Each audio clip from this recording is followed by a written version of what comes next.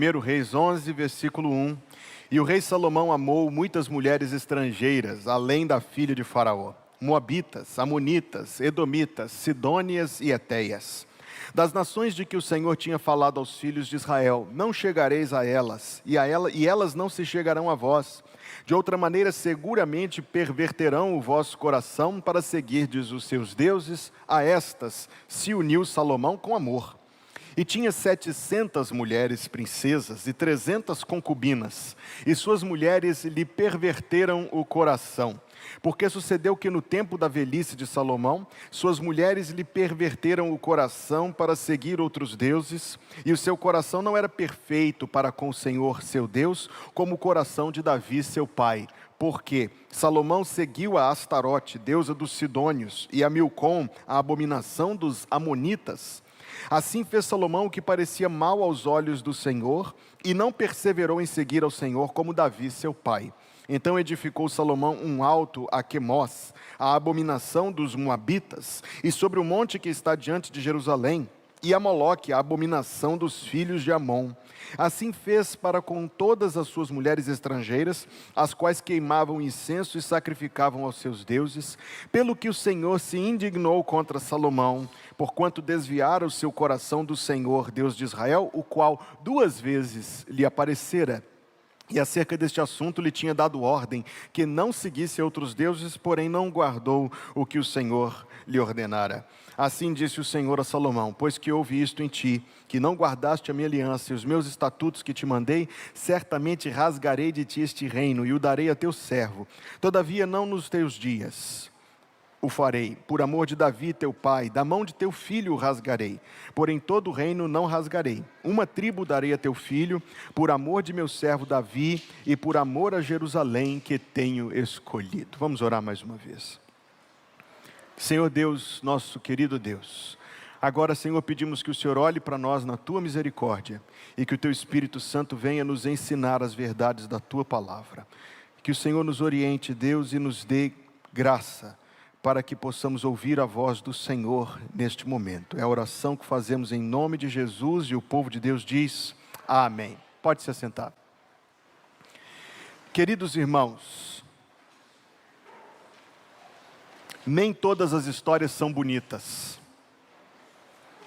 De algumas histórias nós tiramos mais lições do que inspirações. E essa história de viveram felizes para sempre, a gente sabe que não é verdade. A gente sabe que a vida tem surpresas desagradáveis, desilusões, decepções, imprevistos. E a gente sabe que caminhar nesse mundo muitas vezes traz experiências difíceis de viver. Nem todas as histórias são bonitas. Tem histórias das quais nós tiramos mais lições do que inspirações. Salomão nasceu privilegiadíssimo. Quando ele nasceu, seu pai, o rei Davi, já estava estabelecido como rei. Os seus irmãos mais velhos do que ele tiveram que viver aquela vida de peregrino, de trecheiro que Davi vivia, indo daqui para lá, fugindo de Saul, indo para um lugar, indo para outro. Eles estavam morando lá em Ziclag, quando Ziclag foi invadida pelos filisteus e eles todos foram sequestrados. Os irmãos de Davi conheceram, os irmãos de Salomão conheceram um pedaço da história que Salomão não conheceu. Quando Salomão nasceu, a coisa já estava tranquila e sossegada.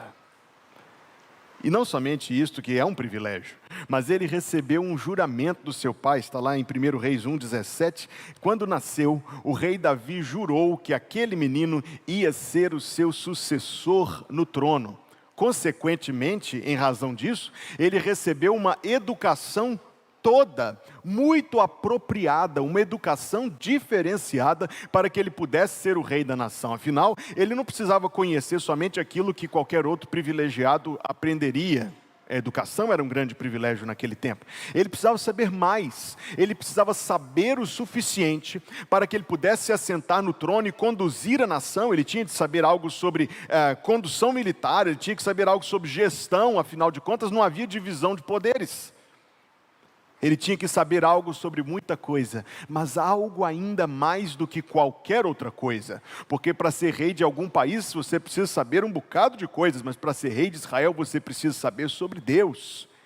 E o próprio Davi, ainda que Davi fosse um homem tão importante nos planos de Deus, confiou a educação do seu filho a um homem muito especial. Está escrito em 2 Samuel capítulo 12.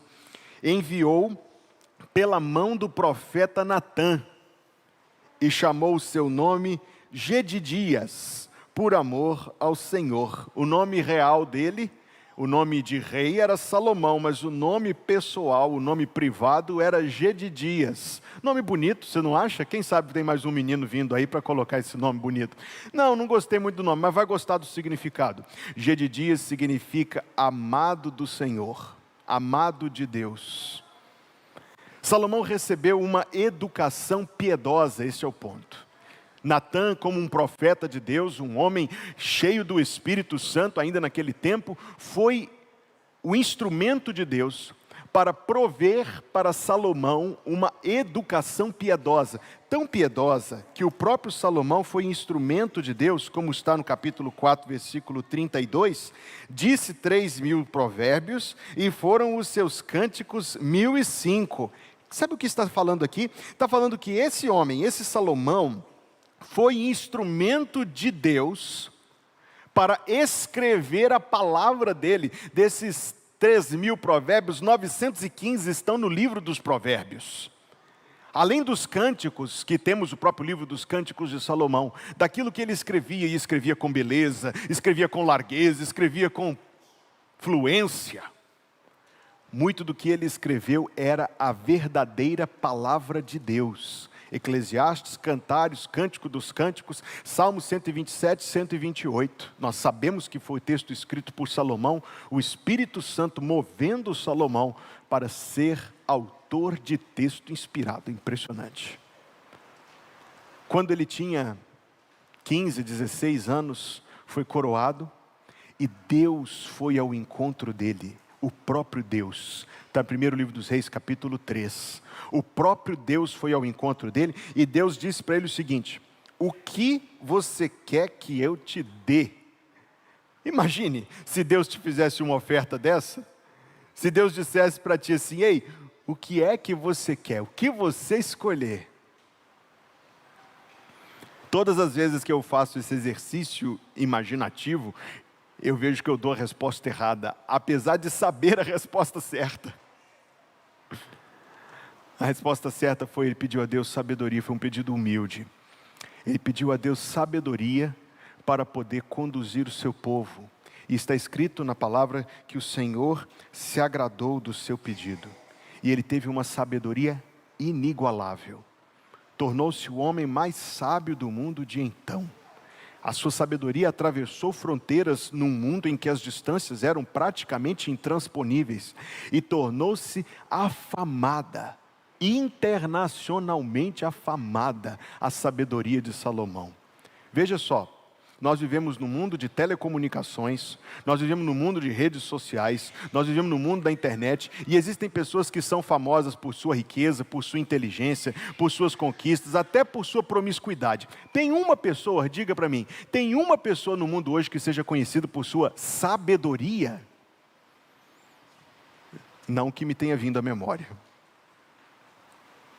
Salomão era conhecido por sua sabedoria, bem nascido, educado para ser rei, instrumento do Espírito Santo para escrever a palavra de Deus, dotado de extraordinária sabedoria, conquistou vitórias muito notáveis. Agora eu vou pedir que você abra a Bíblia comigo, 1 Reis capítulo 3, vamos começar aqui no capítulo 3, versículo 1. E Salomão se aparentou com Faraó, rei do Egito, e tomou a filha de Faraó e a trouxe à cidade de Davi até que acabasse de edificar sua casa e a casa do Senhor e a muralha de Jerusalém em redor. Casamento, mas sobretudo aliança diplomática, política, cimentou uma aliança importantíssima com um império poderoso. Afinal, ele não tinha só uma espécie de contrato, não, ele era parente do homem, ele se aparentou com o faraó, o rei do Egito.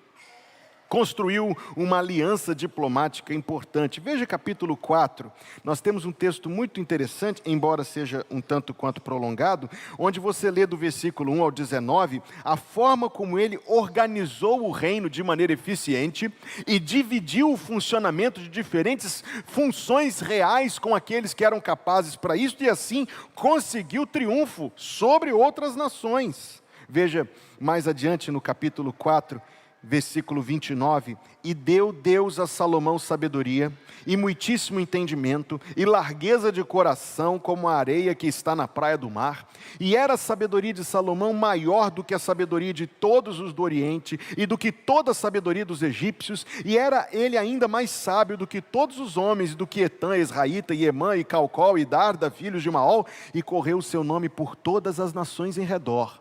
E disse 3.000 provérbios, e foram os seus cânticos 1.005. Também falou das árvores, desde o cedro que está no Líbano, até o esopo que nasce na parede. Também falou dos animais, e das aves, e dos répteis, e dos peixes. E vinham de todos os povos a ouvir a sabedoria de Salomão, e de todos os reis da terra que tinham ouvido da sua sabedoria. A proficiência dele. O homem entendia de botânica, entendia de biologia, entendia de economia, entendia de ciências militares, entendia de engenharia, como você vai ver daqui a pouco.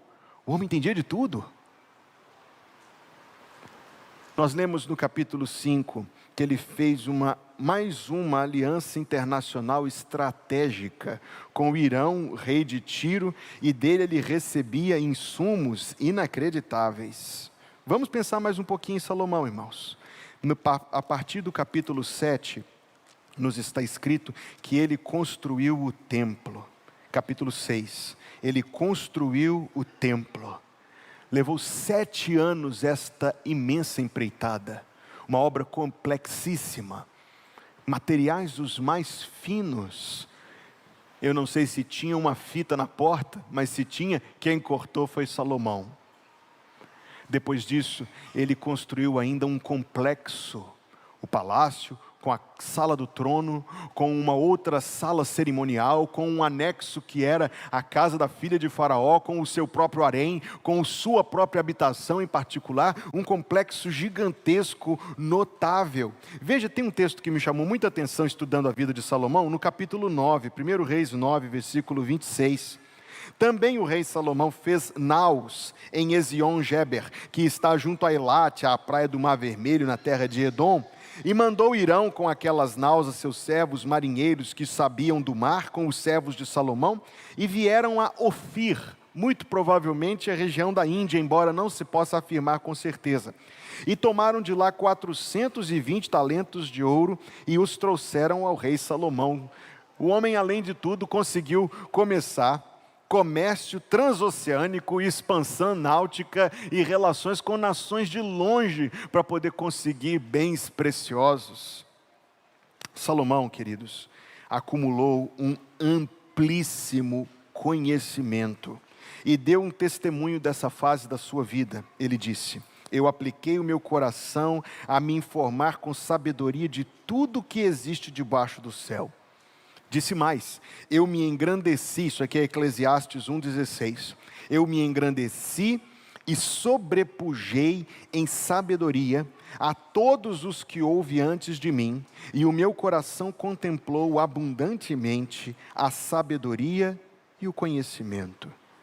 Mais uma informação sobre Salomão importante para a nossa reflexão desta manhã, é que Salomão era rico. Meus irmãos, Salomão era rico, mas rico, que faria qualquer um que se ache rico se sentir pobre. Porque Salomão era rico, tinha riquezas, era um homem tão extraordinário e fabulosamente rico, que está escrito que nos seus dias a prata não valia nada. Faziam caso só do ouro, porque a prata se tornou uma coisa comum demais. Era um homem rico, riquíssimo.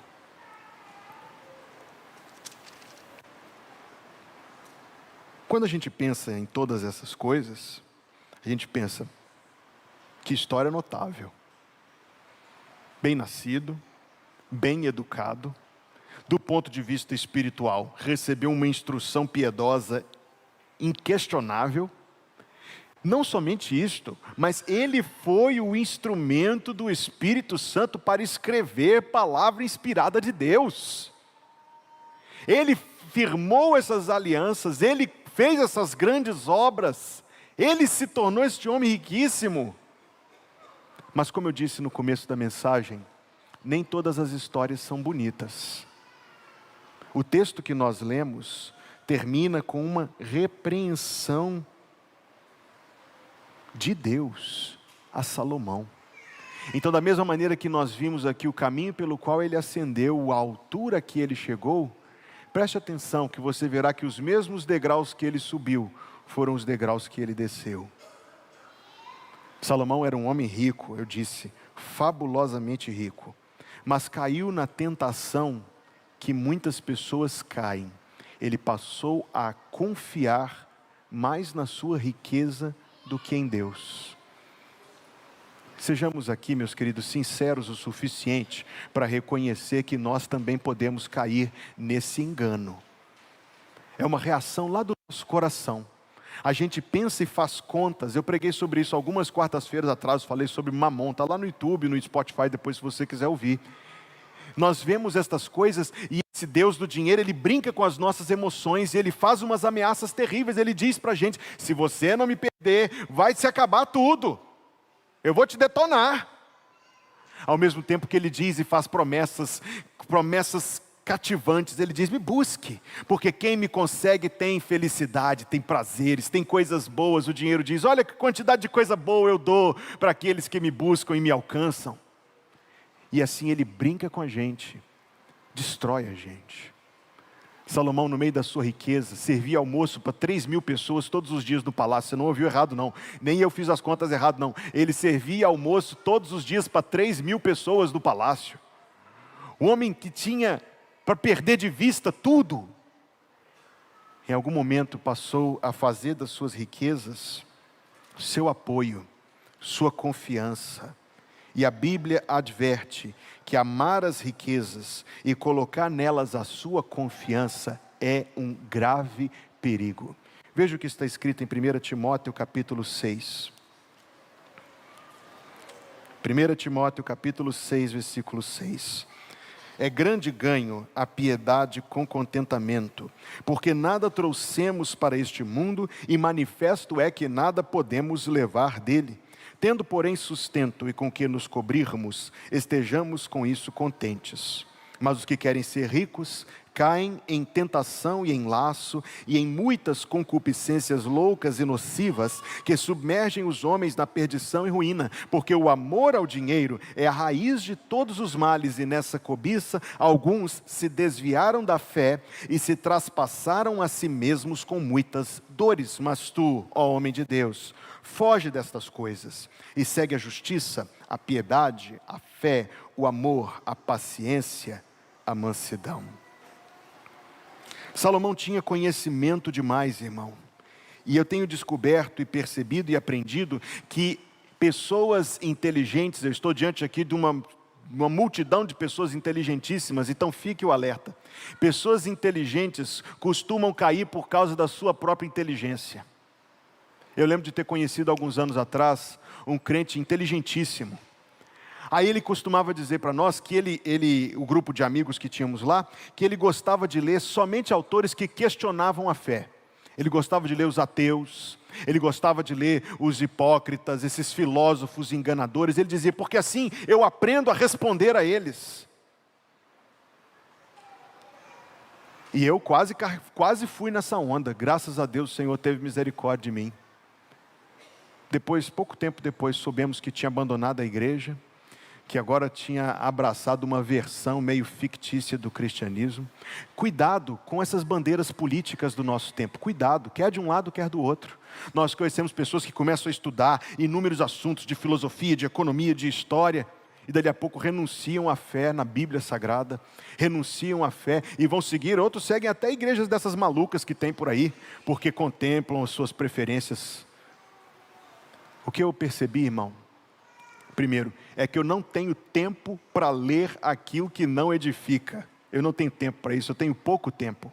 Então, se eu vou usar do tempo que eu tenho, eu vou usar esse tempo para aquilo que constrói, para aquilo que acrescenta, para aquilo que confirma a minha fé. Não vou perder tempo com bobagem. E eu também aprendi a dizer com muita franqueza que eu não sou tão forte assim, não. Eu não sou tão capaz assim. Eu preciso que o Senhor me fortaleça, e o Senhor vai me fortalecer por meio de coisas boas. A Bíblia diz: tudo que for bom, tudo que for puro, tudo que for agradável, aquilo que tem boa fama, Filipenses capítulo 4, versículo 8, nisto pensai. Salomão, irmãos, tinha poder demais.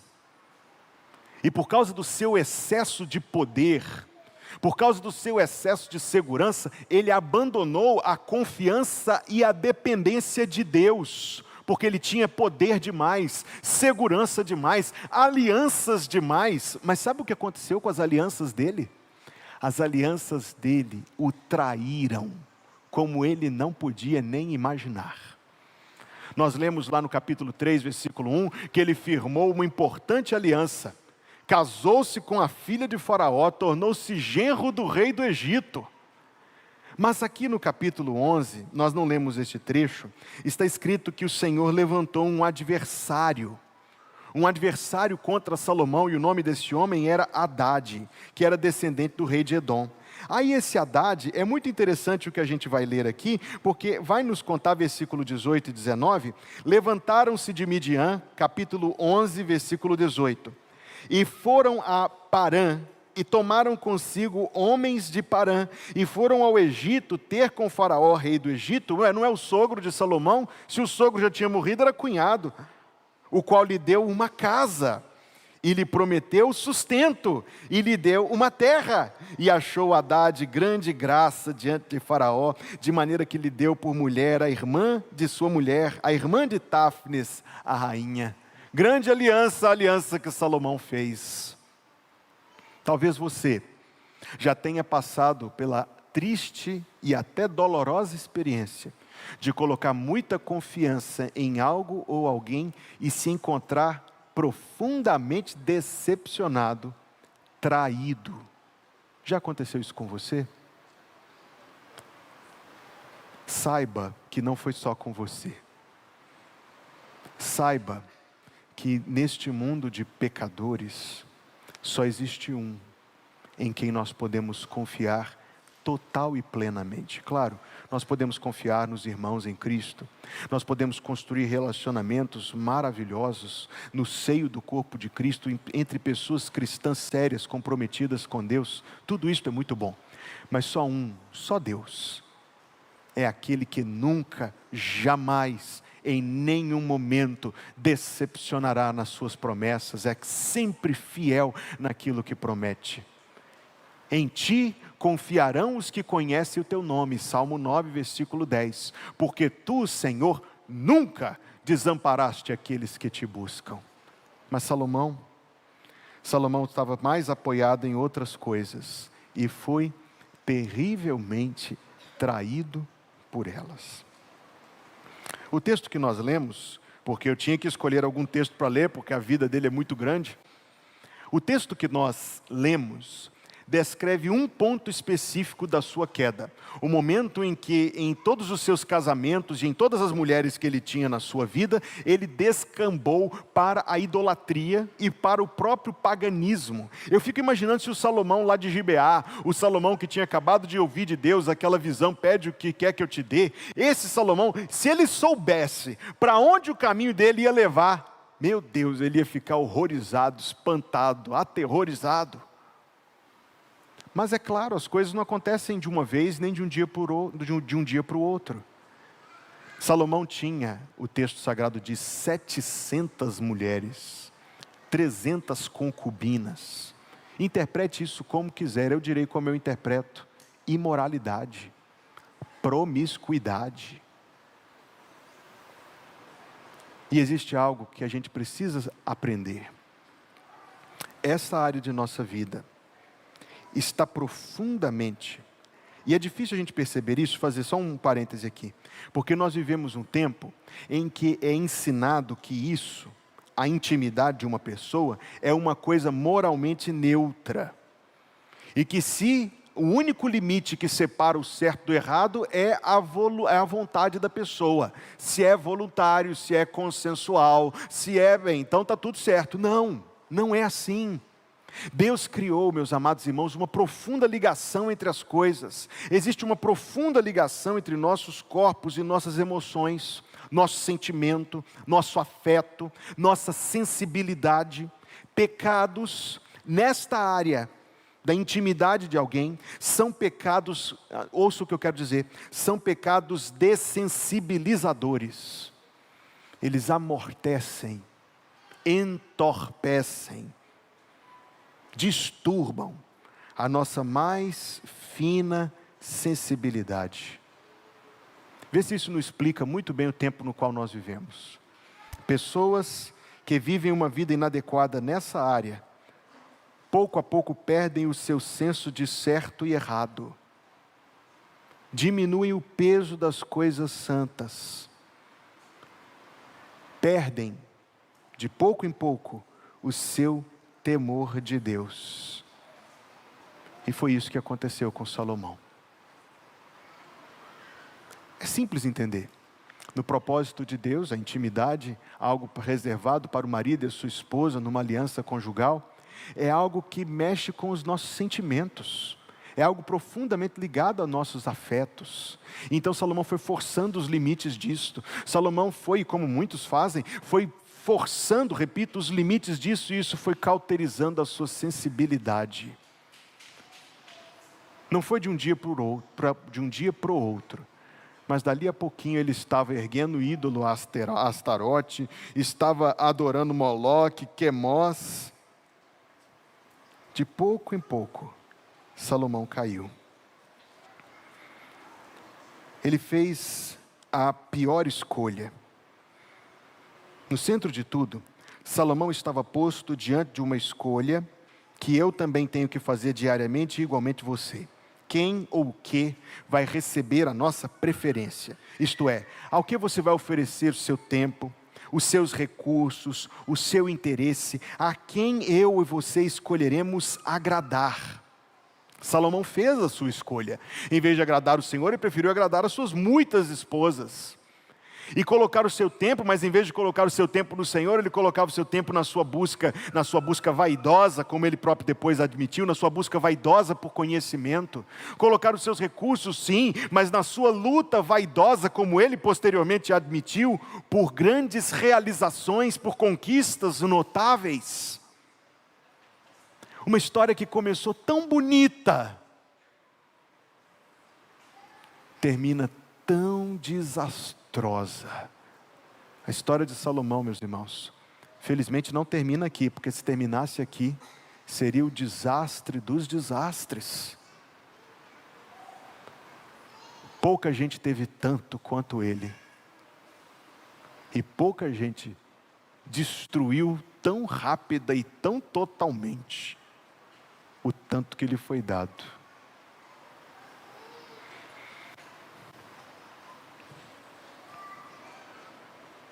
Mas Deus agiu de uma maneira maravilhosa na vida dele. O título da mensagem desta manhã é: Quando o sábio foi tolo. Quando? Quando confiou nas suas riquezas, nas suas alianças, na sua inteligência, nas suas realizações. Quando cauterizou a sua consciência, quando sufocou sua alma. Deixa eu só dizer o seguinte: se isso aconteceu com Salomão,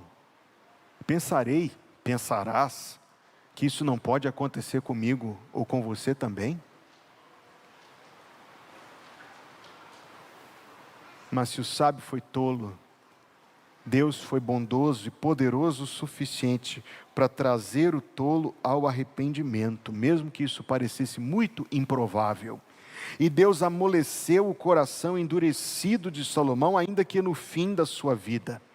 Nós sabemos isto pela existência de um dos livros que ele escreveu, que vem logo antes do Cântico dos Cânticos, o livro chamado Livro do Eclesiastes. Um livro muito notável, tem 12 capítulos, sugiro, recomendo a leitura deste livro para você, onde ele fala com muita sinceridade sobre tudo o que ele fez, sobre todas as suas escolhas equivocadas, sobre todos os seus desvios, os seus descaminhos. Capítulo 1, versículo 12, até o final do capítulo 2, é tremendo. É como se você estivesse lendo a pregação que eu estou tentando trazer aqui. Ele diz: eu fui rei, eu apliquei meu coração à sabedoria, eu fiz todas as coisas, só descobri que tudo isso era vaidade. Lá no capítulo 12, ele diz para nós o seguinte, versículo 13.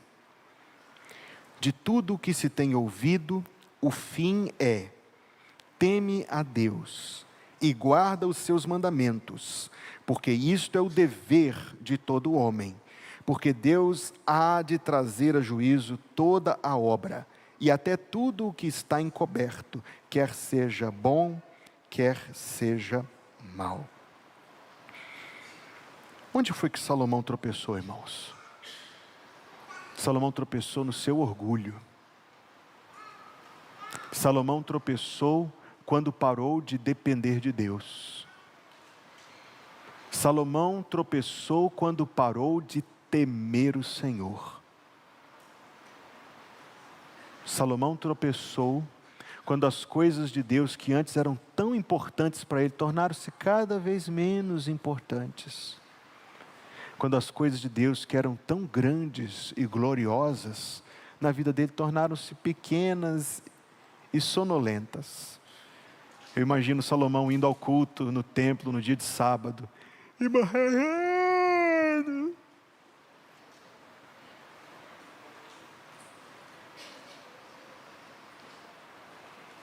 Eu imagino que um dia Salomão ouvia os salmos do seu pai, produzindo no seu coração adoração, louvor. Mas depois de um tempo ele passou a dizer: eu já sei isso. Eu imagino Salomão, que tinha viva em sua memória uma visão da glória de Deus, mas em algum momento se esqueceu disso.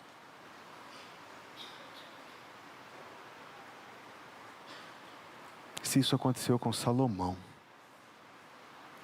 com tudo que tinha em favor dele,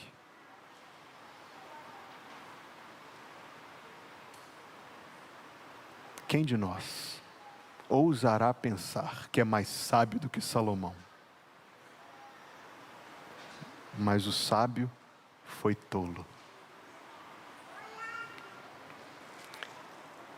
Concluirei com Miqueias capítulo 6, versículo 8. Ele te declarou, ó homem, o que é bom.